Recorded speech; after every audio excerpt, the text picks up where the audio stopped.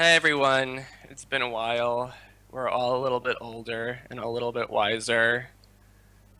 Not us, but you people, I assume, giving you the benefit of the doubt. So MSI is upon us in a few days. So what better way to do it that to celebrate MSI than do a preview of RNG? So I'm assuming all Yay. three of you, what? Yay, Yay. yeah. Yay, yeah. I want to hear enthusiasm. Like for the three people that besides us that watch LPL really want to know about RNG. Okay. Okay, so The three uh English speaking people, at least, yeah, right? the three English speaking people, but who gives a shit that half of China watches LPL, right? Only the West matters. But so yeah, it's for most of you, RNG is that one team that went to IM Katowice and lost to Fnatic, and then you kind of forgot who they are. You might remember that them as a team with Mata, and then his pet dog Looper, and then their three Chinese flowers. So yeah, they I don't want to say surprisingly, okay, somewhat surprisingly beat EDG in the final. I think more people than not expected EDG to come out on top, but pretty convincingly RNG beat EDG 3-1 and they qualified for MSI. So we just wanted to talk a little bit about them, how they've improved since their last international showing, and how they could possibly stack up against the other teams at MSI.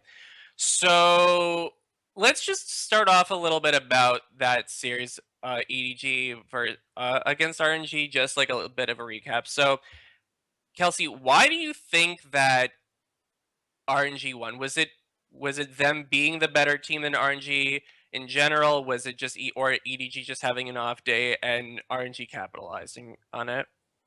So it's kind of hard to say that it was all Edward Gaming screwing up because I do think that our Royal Never Give Up have made definite improvements to how they play, and a lot of their players have significantly improved a lot. And if you talk to the Chinese players, a lot of them say things like, "Well, Mata descended from the heavens and gave unto us rational thinking, and so we began to approach the lane as if it is a war for the objective for minions, as opposed to an excuse to try to kill each other incessantly." So it's actually really funny because Whoosh quote unquote said it's like Mata invented this game. I'm getting a little bit sidetracked. And on the fifth day, Mata gave the common people a common sense and said, "Go forth, my children." There, Exactly. there are such things as lane swap. So I do think that there have been improvements. Royal Never Give Up, I feel like if you look at over the entire season, if you want to pick a team that has been consistently not like having their jungle and mid lane try to kill each other, or has had a level that seems to be slowly building. So you have this idea that they're making some improvements game to game. They might not be the best, but they've been consistently solid overall. Like I wouldn't call Royal Never Give Up a consistent team in their style, but I would say in terms of their level, they've been the most consistent, so they probably deserve to go to MSI the most of the teams this split. If you're picking a team that has worked really hard, apparently, and has shown the best form for the entire season, it's probably Royal. The problem, though, is that a lot of the things that are good about Royal weren't really exemplified in this series because Edward Gaming screwed up so much that Royal didn't actually have to be a good team in this series to win. Yeah, what I was actually going to ask you next was what could we take away from this final that kind of exemplified what RNG's style is, what their strengths are, and what they're bringing to MSI? So I think that the there are two Royal Never Give Ups in terms of the types of styles they try to have because they don't always effectively execute the styles that they try to or want to have. So the first Royal Never Give Up plays with Bushin, and this is the Royal Never Give Up we saw in the final. And this Royal Never Give Up is going to be extremely aggressive. They play around trying to have a strong bottom lane and strong standard lanes. They will actually actively scout for standard lanes. So it's not like at Intel Extreme Masters where they just go bottom and expect everyone to go bottom and expect duo lanes to go bottom because this is what you're supposed to do. They actually will invade and they'll place the standard scouting wards where there's one, at the top by the second tier turret, there's one by the buff, and then there's one, at the jungle entrance or some variation of this. So they'll actually do this type of scouting ward style and they'll actively look for the standard lanes most of the time. Or if they do get swapped on, they'll sometimes push out on a cannon creep and then swap back. So this is typically what they want to do, and then they have MLXG gank bottom, and they try to snowball through bot lane with Xiaohu coming down, with Looper teleporting, with all these sorts of things occurring across the map. They have another style that they play with Name, which we did not see in this series at all, so that wasn't part of your question. So, but basically, if the other teams, well, when the other teams scout RNG, they can't just use this final as enough data because this only showcased how they play with Whoosh, and as you said, they have a completely different style with Name. I think probably we'll mostly see Whoosh at MSI, so it's probably fine overall. But I do think that when they play with Name, not because Name is better in some way, actually because Name is legitimately pretty terrible at laning phase right now, they will play much more objective oriented. They'll actually look for lane swaps and they'll try to trade turrets. And they'll begin putting vision on dragon and they'll get dragons really early to try to build up to 4 dragons, at which point you have to fight them. And they'll play much better in team fights and they'll usually have a lead based on turrets. So this type of Royal Never Give Up, they don't execute it all the time, but it's something they were trying to do more often with Name. So this is the kind of glimpses of, that they kind of are thinking about objective control, or they have some idea of how to do this, but they won't necessarily do it every game. So this is kind of the coin flip that is Royal Never Give Up. Now, we can talk more about why they'll most likely play Whoosh when we discuss how they stack up against the other teams. Speaking of objective control, something about this series that stuck out was their complete lack of objective control aside from Baron. Now, their Baron control is actually pretty bad. Well, I mean, but continue. But like, aside from that, like the only thing I recall them saying is contesting is actually Baron. For that, during that entire final, everything else, for the most part, Dragon went like untouched. They just ignored Rift Herald. So is this issue that they have just during their final series, or is this like a consistent problem that they have? It's actually funny because overall their playoffs objective control improved significantly. I think part of this is because EDG also didn't do anything with dragons, so it wasn't like they were missing a dragon or anything like this, but it's mostly in their WE series they had much better dragon control, and you can see over progression of time their objective control kind of improves over MSI. Since MSI, or not MSI, IEM, they've been moving away from this team that doesn't really value anything except Baron. They used to be like the earliest Baron team in the LPL. Now they sometimes will go games without even looking at Baron, which is weird. But their first turret rate has improved, their first dragon rate has improved, they have the earliest first Rift Herald in the league. It's actually like 10%, 10 to 20% difference on some of these objective control rates between their season overall and their playoffs run, which is really strange to consider because their playoffs run includes this final, but it also includes this WE series. So I Right. think that in general, also if you look week to week, you've been seeing these like small steady improvements in objective control rates. So I do think that their concept overall has gotten better, but it's something that you can't rely on when assessing Royal Never Give Up. You can't rely on saying that they will take these objectives or they will prioritize these objectives because we saw the games where they flat out just didn't. I talked to Spawn, and he says he thinks a lot of this had to do with Edward Gaming because when you think of LPL teams, they're not going to go and get objectives just to take objectives, right? There's no value in having a dragon just to have a dragon in particular.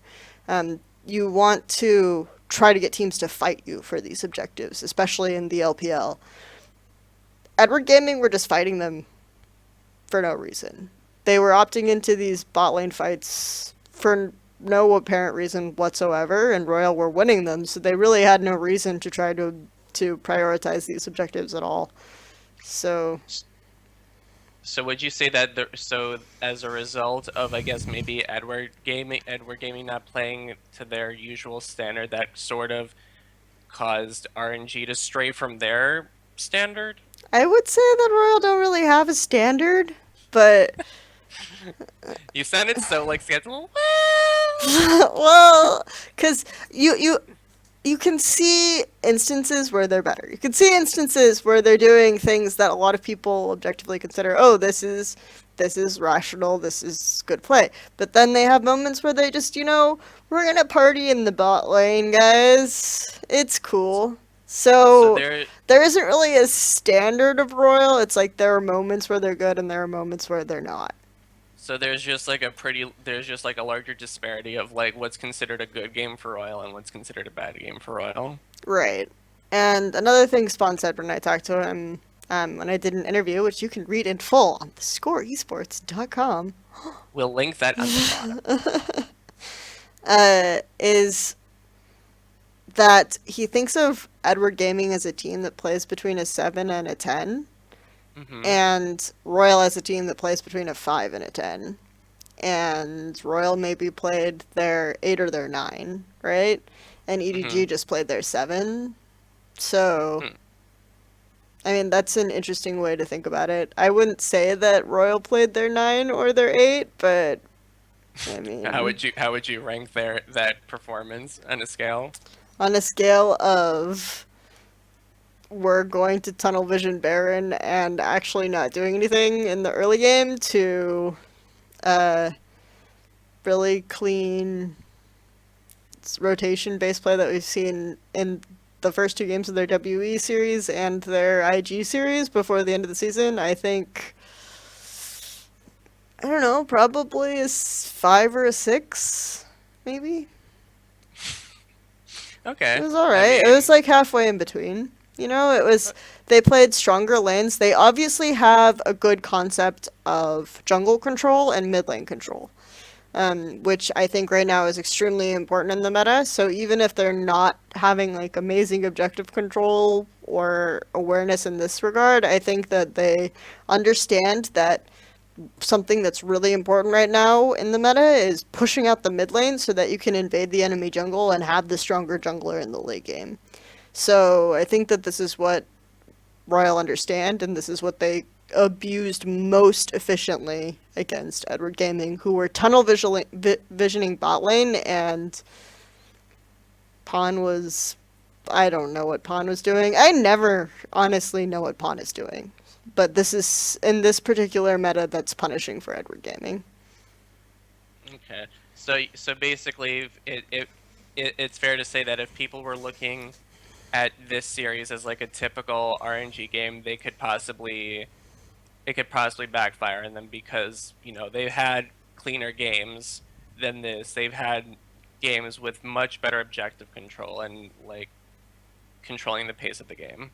It could backfire, but it could also be like, oh, we prepared for this and they're playing even worse. You know what I mean? It could be a wide spectrum of things. So, So basically, it's better to over prepare, even if they don't show up. At least it's better safe than sorry. I mean, it's right.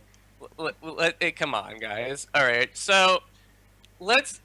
I want to sort of talk about, as I've mentioned before, that this is probably the first time most spectators are going to be seeing RNGs since IAM Academy. So where they sort of had a very lukewarm showing. I mean, they got to semifinals, which is cool, but what's changed for this team since their last international showing? How have they grown? Especially because to me, if I could sum up how RNG was back several months ago, it was like, I guess in the most basic way you could think about it, so it was sort of like win lane, win game. Mm-hmm. So Kind how it of. Because they weren't sort of, even but how really good at that. It was a weird time. We don't talk about it. the college years where they were experimenting. Okay. So what is their identity now? Yeah. I'm going to try to move. Okay, so Try to find I'm their gonna go identity. into the land of rainbows and unicorns and warm fuzzy feelings and say that their identity is learning and growing. Okay, Okay, so that's okay, so that's their their identity is identity. learning. So okay, but how have they Okay, improved? so if I had to pick one thing that defines Royal Never Give Up, it is pursuit and crowd control chaining. Hmm. So, for me, the thing that makes Royal Never Give Up good when they're good, regardless of everything else, the most consistently good thing about Royal Never Give Up is the way that Xiaohu and Mata understand finding opportunities and openings in team fights. So usually these two synergize surprisingly well. Mata will find a target to lock down, or Xiaohu is actually usually the one who goes in first. Because I do think his opening sense, you have to think his best three champions are LeBlanc, Lissandra, and Azir. And do you think these three champions don't have a lot in common, but they're all champions that look for openings or gaps in the enemy team because you use Lissandra to flank and engage. You use Azir to kind of split the fight or to use the ult to throw people in different directions. And you use LeBlanc to get a pick off if you find gaps in the enemy flank and the enemy coverage. So I think that this is something that he's very strong with. And then Mata is very good at locking down specific targets or peeling for specific targets or chaining with this. And consistently, you see in their fights, they don't ever stack the CC on top of each other. It's always Xiao who goes in, and then Mata waits the appropriate time and then hits them again. So this is something that I find very surprising and very strong about their team fighting. Okay. If I recall correctly, back when the split first started, the Chinese players and the Korean players sort of like played very independently from each other. Mm-hmm. Like the Koreans did their thing, like Mata sort of controlled Looper from the top lane, while Xiao Huwush and LMLXG did their thing across the map. Would you say now that they're more cohesive as a team? I mean, like you've sort Yeah. of said that with like now that Mata and Xiao who have a really good synergy with each other, and then I guess during laning phase two, Woosh and uh, Mata, when they lane together, they're a pretty strong bot lane.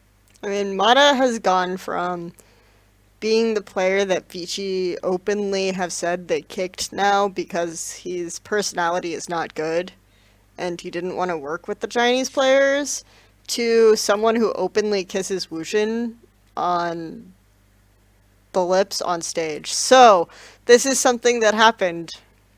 Um,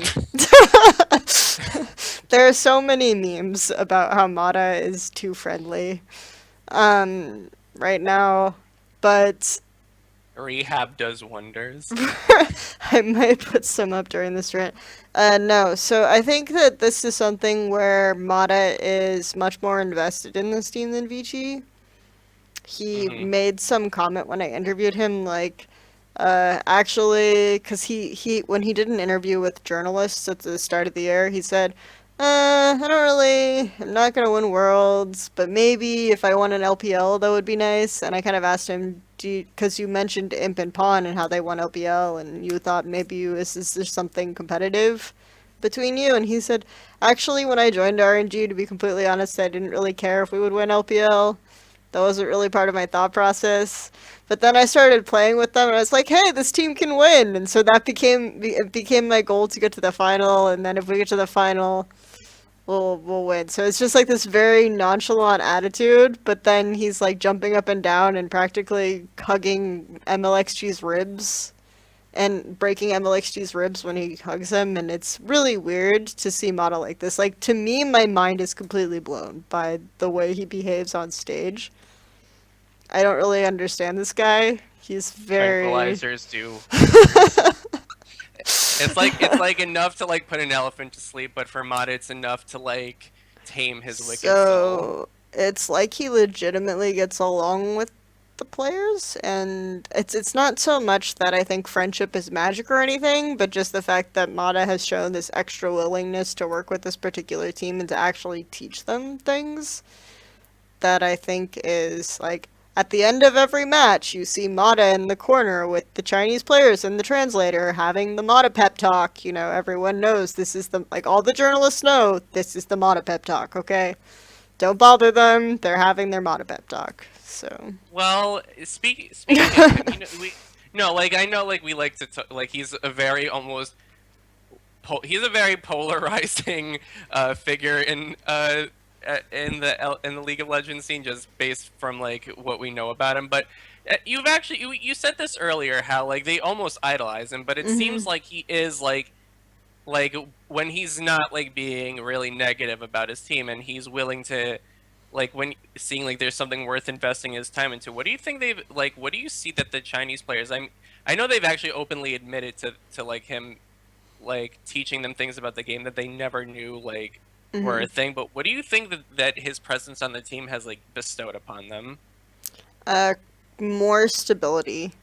Because I think that we always knew that some of these players like Woosh and MLXG, who are on the King lineup from the end of 2014, and even at the end of the most recent year, they were winning third-party tournaments again. So you know that these players are not untalented. It's just that they've never been able to find this level in the LPL. So I think it's stability and just the ability to think about, why am I making this decision? It sounds really ridiculous, but that's how Xiaohu No, actually physically explained it. It's like, I'm not just trying to all in this guy and kill him, I'm actually trying to think about why I'm doing what I'm doing now. It's like, wow, it doesn't that's actually seem pretty all that. impressive.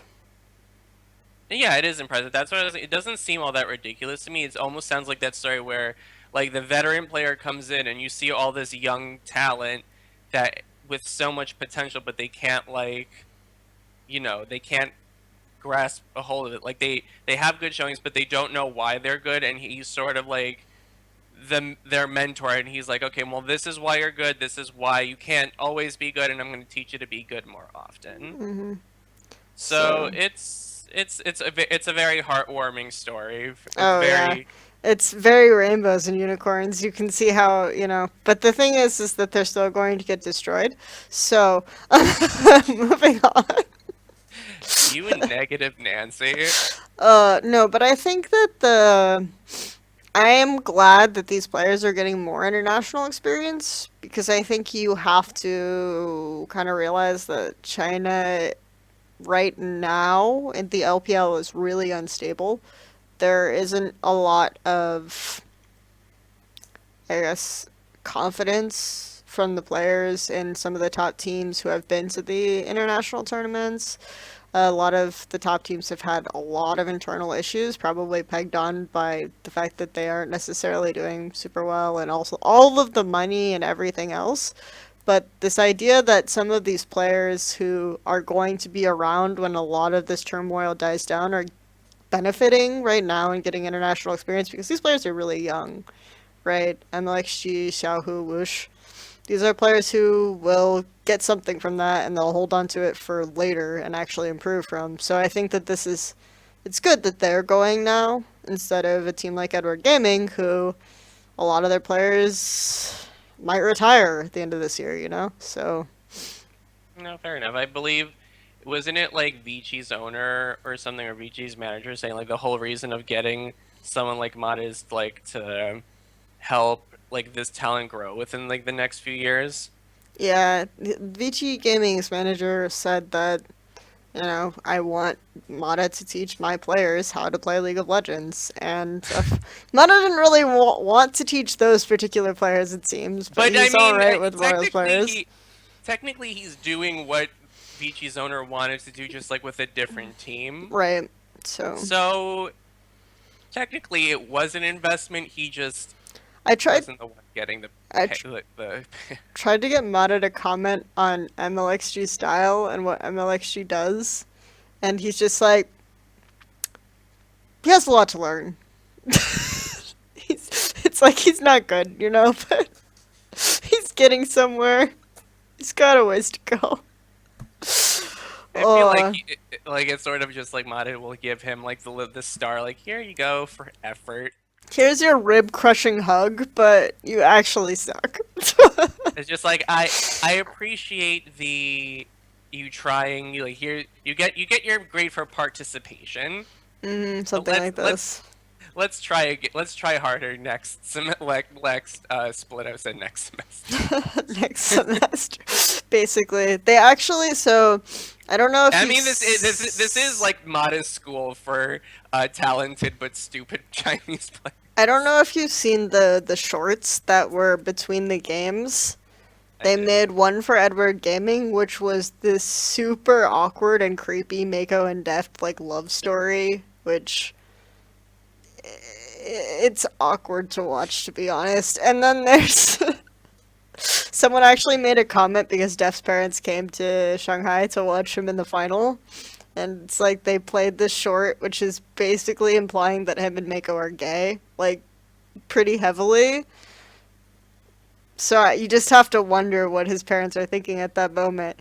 But I mean, it's a very ostentatious coming out story if you uh, think about it. But but then there was the Royal Never Give Up, which seemed very serious, right? Mata was like pointing to the Chinese players in front of a whiteboard, and he was talking very seriously. And at the end, they all put their hands together, and then it pans out, and the whiteboard shows like chore assignments. So, and then it shows them all cleaning the house. It's like supposed to be very funny, but the point is that this is kind of a running thing. Is that everyone knows that this is like Mata's school okay, for troubled Chinese players or something.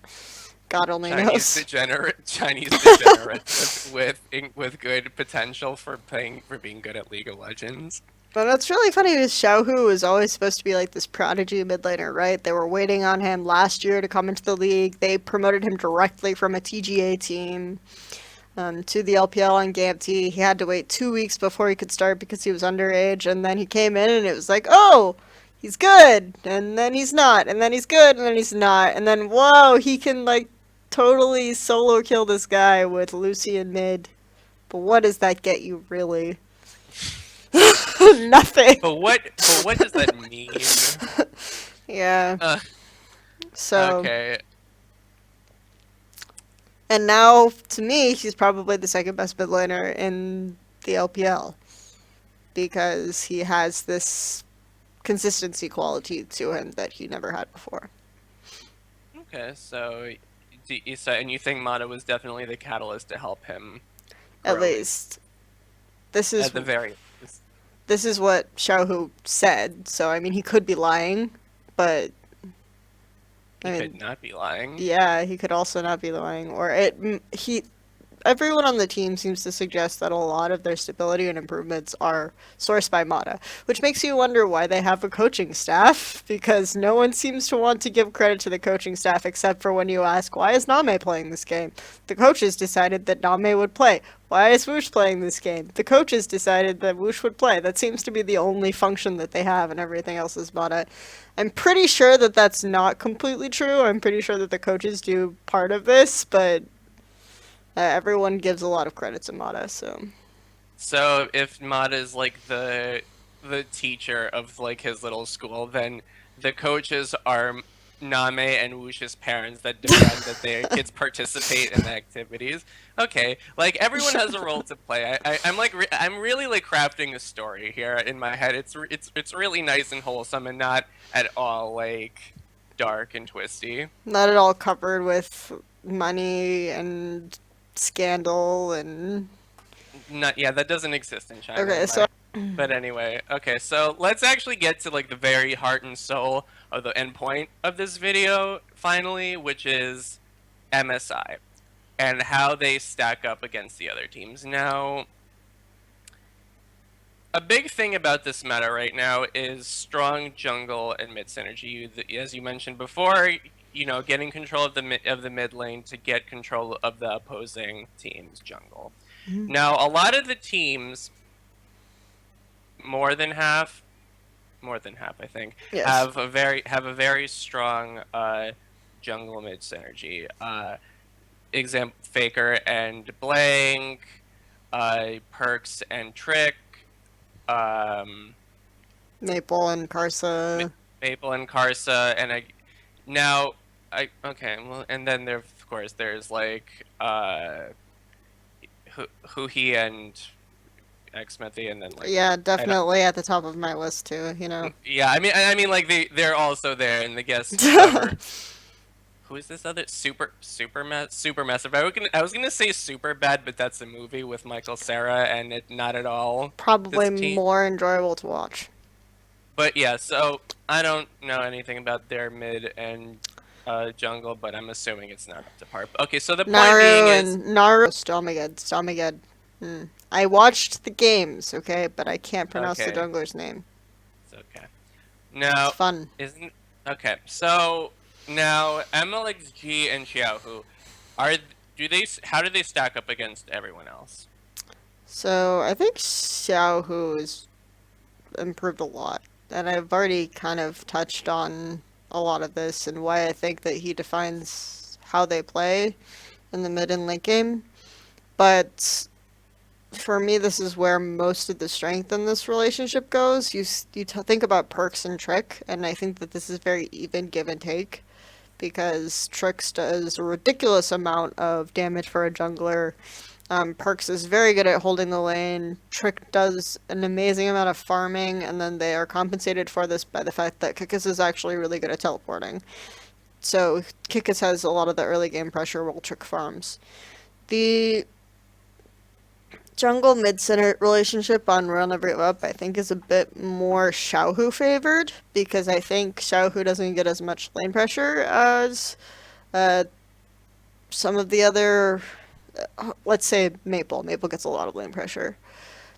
And they often, because MLXG will usually go to Mata's lane, and they. So Xiaohu exerts a lot of control by himself. Sometimes, if they lane swap, MLXG will opt into the standard, clear one quadrant of the jungle, then go mid, gank, and then they do the 2v2 thing there while everyone else is in the side lane swapping. So they're usually pretty good at winning those 2v2s. I think that MLXG, I am probably the biggest MLXG doggy downer. I swear to God, like I can't get behind this guy. I try really hard, but it's just for me, he's so inconsistent. Hmm. He shows games where he's really aggressive and fun to watch, and he plays like the funny Cinder Hulk Echo thing with the Sightstone, and he goes in and he goes out, and he's really good at playing this kite game. But then sometimes he just plays Nidalee and misses spears and doesn't do anything but farm. I feel like he's very heavily dependent on whether or not he feels he's ahead. If he feels he's ahead, he's a lot more confident. But if he doesn't feel he's ahead, he doesn't really do a whole lot of anything. So for me, this is why I have some trouble putting a lot of faith in their mid jungle duo. But I think that Xiaohu is going to be unexpectedly good because I think people are looking at Faker, they're looking at Maple, and they're looking at Perks, and people aren't looking at Xiaohu as much after he didn't do well against Fnatic. Hmm. So Now, we mentioned before that Mata and Xiao who actually have surprisingly good synergy. So, do you think that can compensate for maybe their lack of synergy between mid and jungle as like compared to the other teams? Like, is it like a legitimate way to yeah, like compensate for that one? Not I don't want to say weakness, but like not as big of a strength as the other teams going in. to an extent, just because I do think Mata is the best support going, but I also think that this mid and support are actually the two strongest roles in this tournament. Mm-hmm. But a lot of people have been hyping up the jungle, but I think it's because they overrate MLXG that they've been hyping up at the jungle, so I'm more likely to go with the supports because I think Wolf, while he isn't really stellar, he's like still good, so he's fine. Hybrid's good, Mada's good. Aframu is the only good player on CLG. Um, I don't mean this he's actually like I think Aframu is really good.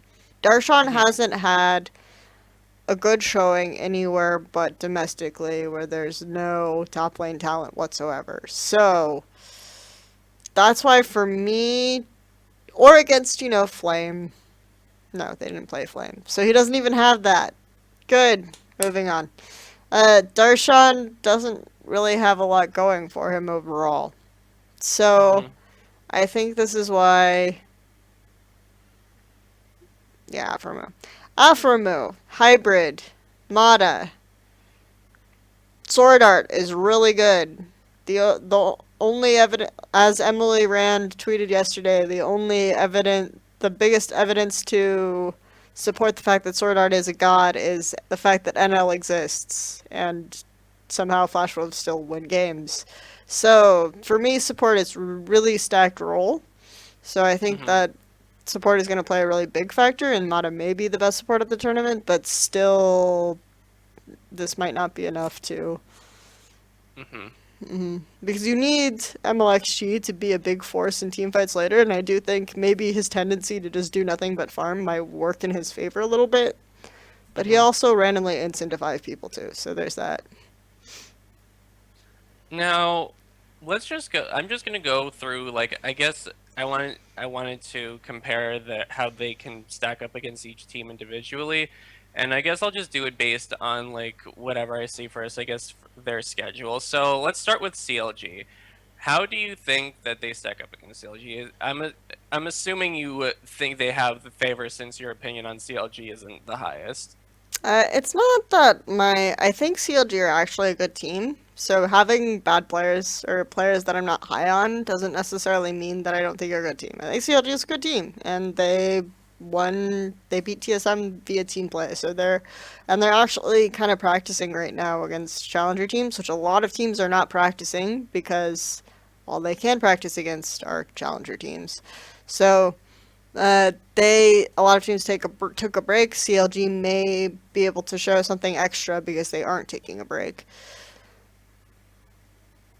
But I think CLG's style is not really suited to the meta because of the fact that their mid lane and jungle aren't the best. I think that carry top might open up a little bit more with Echo Nurse, so that might be good for CLG and Darshan. But at the moment, I think it's just really, really heavily dependent on TP and being able to push out mid and invade the jungle, which I do not see as CLG's strengths remotely. Right. Okay, that's fair. I know a lot of people were talking about like who the qualifying teams for the bracket stage was going to be, and constantly heard that it was going to come down to RNG versus CLG. So interesting thoughts. So I mean, I their next. can see CLG beating them because honestly, I'm not surprised by a whole lot lately. But I do think right now RNG it's one of the few matchups where RNG are actually favored just because of CLG not necessarily being able to play the meta uh, very well. Okay. So I guess the next team they're going to be facing is Supermassive. For let's just talk about this briefly, just because you did watch them play, so you have some idea about them. But you think that this should be like an easy team for RNG, correct? They're the wild card Yeah, team. Okay. Now, instead of saying like how they could beat Supermassive, why don't we talk about what Supermassive can do to possibly beat RNG? uh, Based on what you saw, like from what their I strengths, you could think gather that. Naru's okay. Mm-hmm. So maybe Naru is pretty good, but like Naru had a ridiculous gold lead average for the IWCI, so he's a really good mid within the context of the international wild Other card in terms of right. laning. So it seems like Supermassive actually have an idea of how to play the meta at least in terms of controlling mid lane. So this is something that is useful, especially since Royal may put too much attention bot. But for me, it's just really hard because I also think that Supermassive aren't very aggressive and surprising compared to some of the other international wildcard teams that we saw. So this is usually the way that wildcard can kind of pull out an upset is they just like surprise everyone with how crazy they are, which traditionally isn't even that good against Chinese teams anyway. So because I mean honestly, who do they think they are? I'm kidding. I don't even think China was that aggressive this split either, so it might work because, except for the final. The final, they were definitely aggressive. But overall, I think they just appeared lost this season, LPL teams in general. So maybe coming at them really hard and fast for a wild hard team is the answer in general. So Okay. Now their next opponent is SKT. Now SKT is projected to win this tournament just because I don't like being that guy, but typically the Korean team more or less will win. Like I know Edward Gaming won last MSI, so there's some hope to them losing, but I mean it just seems like SK Telecom maybe before their playoff performance, we could have said like they're not they're clearly lacking in comparison uh to Rock Cypress, who up until like this recent moment was like the undisputed best team in the world.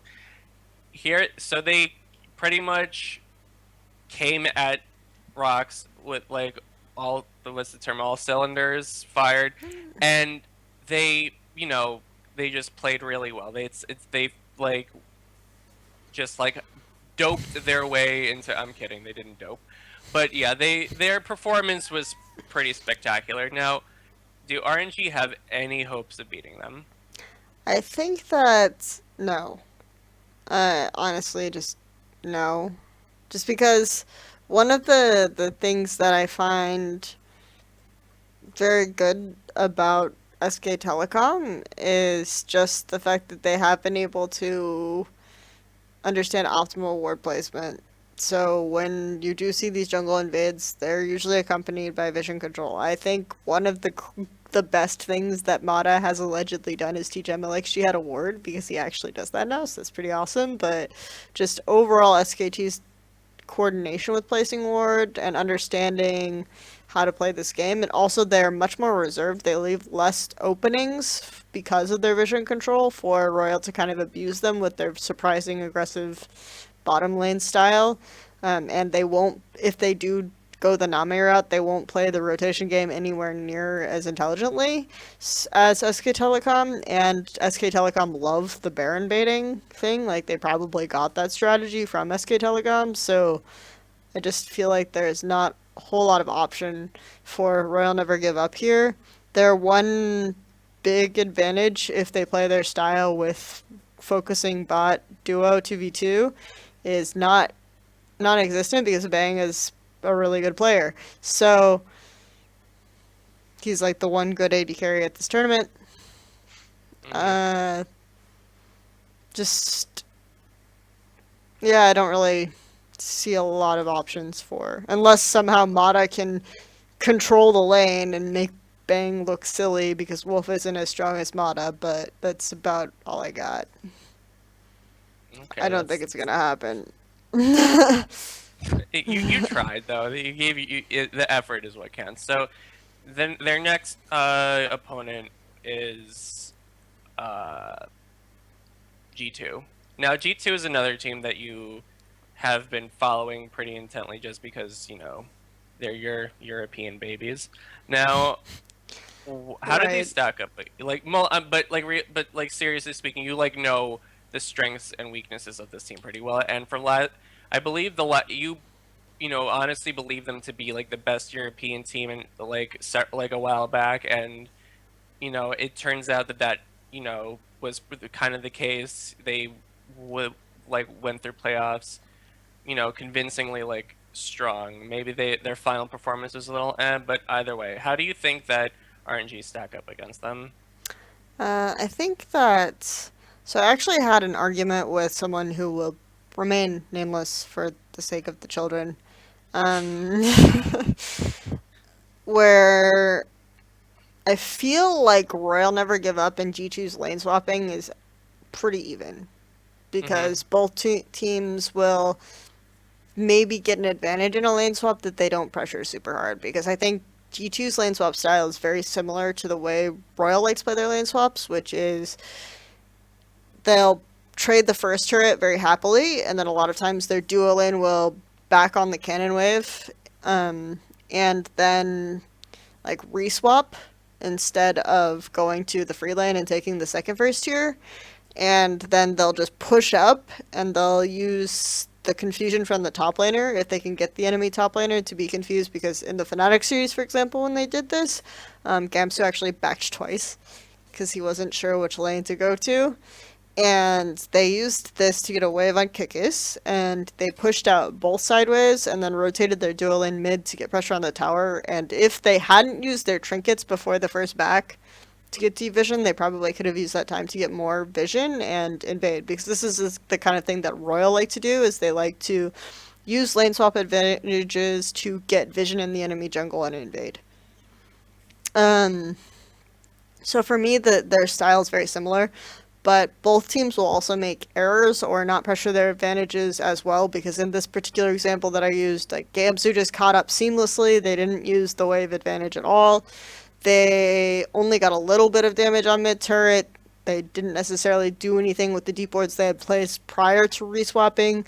So for me, it's like you can see them getting advantages, but not doing anything with them. I also feel like Royal kind of do this, where they had a reswap instance where they didn't necessarily pressure the fact that Koro didn't have TP, because Koro had used TP. G2 just sometimes do really random shit in lane swaps, like the same Fnatic series, Kikis was decided to try to 1v1 Reckless before joining G2's duo lane in the bottom lane, and he didn't succeed and had to burn his TP to catch up to his duo lane because he tried to swap with them too late, and then they mistimed the bounce, which is a mistake no one makes anymore, right? They actually left half of the minion wave up instead of getting it down to like one and resetting it. And then Kikis tried to walk across the mid lane top and got caught and died. So it was honestly really bad. And it's like, this is one of the only two lane swap games that G2 played in playoffs. So the rest of it, they played the standard lanes. Like, they're happy to take the standard lane scenario. So I think that G2 and RNG are actually really similar in lane swap. Mm-hmm. That was really long winded, and I only addressed one aspect of their play. I think that Perks is really strong. I really think Mm-hmm. Perks is a good player because he's willing to be surprising with less health. And I think Xiaohu is slightly more patient and stable, which is really weird to say that a Chinese mid laner is more stable than a European one, but just Mm-hmm. I actually think this is accurate. Um, but I think Trick is really good. I think Trick is probably the best jungler in the tournament. So I think Trick will be much more of a threat in team fights, and he'll play the map much better and probably get more farm and more um, and better vision control than MLXG. So I see this going in G2's favor. I do think that if they play the Dragon game that they've played off and on, Royal Never Give Up, they can bait G2 into a bad team fight late because G2's Dragon Control and Europe's Dragon Control in general is not very good. They don't Mm-hmm. really think this is an objective worth taking. Um, Super early in the game, so I think Royal can start building these dragons early and maybe bait them into a fight that G2 don't necessarily want to take at a specific moment in the game, and Royal can win off of that. So who has the better odds between this in this matchup? I think G2, because I Uh, do think G2 will have better jungle control. Okay. So you think that's what it's all going to boil down to? Yeah, I think that's going to be the primary factor is that both teams will actually kind of try to play a skirmish based style around mid or jungle priority. I think that G2 actually have pretty good late game, which is something that will set them apart from Flash Wolves. Uh, like even when you focus their mid lane and gank a lot, they've shown that they can compensate for that just by Trick being able to navigate the enemy jungle anyway and having good vision control. So I think that G2 are overall favored. Okay. So the last opponent would be Flash Wolves. Now, personally speaking, I don't know too much about their most recent performances, but they are, I don't know if it's fair to say that this is probably their peak strength because I've never been uh a reliable LMS watcher, but they're basically in an upswing right now. And a lot of people are saying like don't be surprised if Flash Wolves take the whole thing. Like their people are really confident in LMS. I mean, they had a good Worlds performance where both teams got to semifinals, right? No, one. I think only one team, and then one team got to. Quarters. Quarters. Okay, Both of so them got to but yeah. quarters and both of them lost in quarters. But Oh, did they? Okay. yeah. So, oh, all right, that's true. Okay, but either way, like no one usually has like high expectations for LMS teams. But how do you think that RNG look on paper next to them? I think Flash Wolves are slightly favored here. Uh huh. But I do think that because Karsa is better than MLXG, but Karsa's style is much riskier than MLXG's. Um, Karsa will forego a lot of farm to have lane pressure. And if you have some concept of vision control, or if you aren't willing to opt into Flash Wolf's lane swap style, uh, they have a tendency for this to be abusable because Karsa will fall behind, and what that means one of their strongest players in the late game won't be able to match up well. This means because Flash Wolves have really weak side lane players. Like I'm confident enough, except for of course Sword Art, who's really strong. But I'm confident overall to say that both of Royal's side lanes have stronger players. The way that Flash Wolves compensate for having somewhat weaker side lanes is they will have this really strange lane swap style where they will take the enemy's inhibitor and allow the enemy to take their inhibitor before 10 minutes in a side lane, and then they'll put NL in the base and have him free farm super minions for a while Karsa exerts map pressure by ganking mid or whatever else. And then NL will have so much gold on him that he'll do a ridiculous amount of damage on some long range champion, and you have to deal with him. A lot of this theorizing came from Clemenchu on SI, but when I watched it, I found the lane swapping aspect to really complement what he said about their team fighting. So I think overall, this is accurate way to describe the Flash Wolves. Um, and so then this forces teams to kind of scatter to try to get NL, and this is how Maple picks off targets and gets. Maple is probably the most patient of the three, like, kind of promising young mid laners we've discussed. He's very unlikely to expend his cooldowns on a target that isn't priority. He will almost always get the right target in a team fight, and I think this precision and this accuracy with Maple is what makes him the best of the three, that of like Xiaohu, Perks, and um, Maple. I think he's very smart and he's very patient. So I think that this is why a big advantage that Flash Wolves have. And a lot of times Karsa will gank mid and get Maple ahead, and then the two of them will gank bot if they don't get their lane swap and get gold on NL this way. But again, this is a very punishable way to play. And MMD is almost always starved. So if this does shift a little bit into a top lane carry style, I mean, Looper at least has Quinn, which is a ridiculous thing to say, and I can't believe I said it. Luckily, I didn't say it with a straight face. MMD won't get any gold or any resources whatsoever, probably ever. So, um, but at the same time, if Flash Wolves get their ridiculous lane swap, then Royal will have to decide between giving gold to Whoosh or Looper. Whereas Flash Wolves are perfectly happy to give it to NL. Okay, so chances are you don't see them as opting into that lane swap style that No, especially Flash with, was. since I've already said G2 and RNG usually like to back earlier Mm-hmm. than a lot of other teams. Like some teams will push all the way to base turret, but Royal and G2 almost never do that, and they almost always prefer to back after taking first tiers. So and revert the swap even if they're ahead.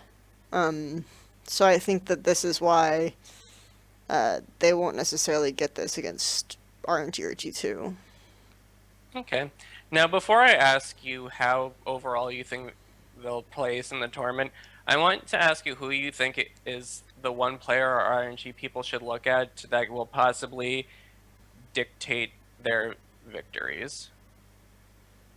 Determine whether or not they win, or Well, like win or lose, like who's like the most who's the player that if they win they'll most likely win because of this person. Lada. I mean, he's good. So, probably though. Gosh, this is really hard.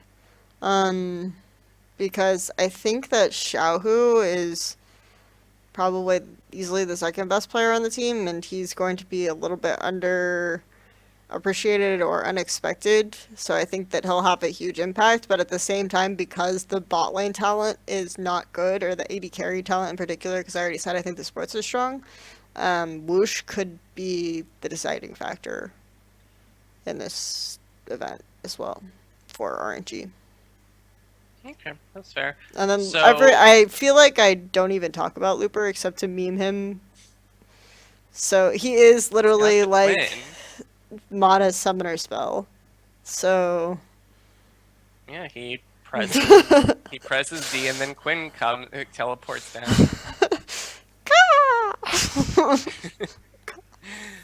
So real okay. So where do you see RNG most likely placing at in this by the end of this tournament? Probably fourth is the place that I think they're most likely, but second to fifth is unsurprising. So I would say that they're most likely to place fourth, but I could see them placing anywhere from second to fifth.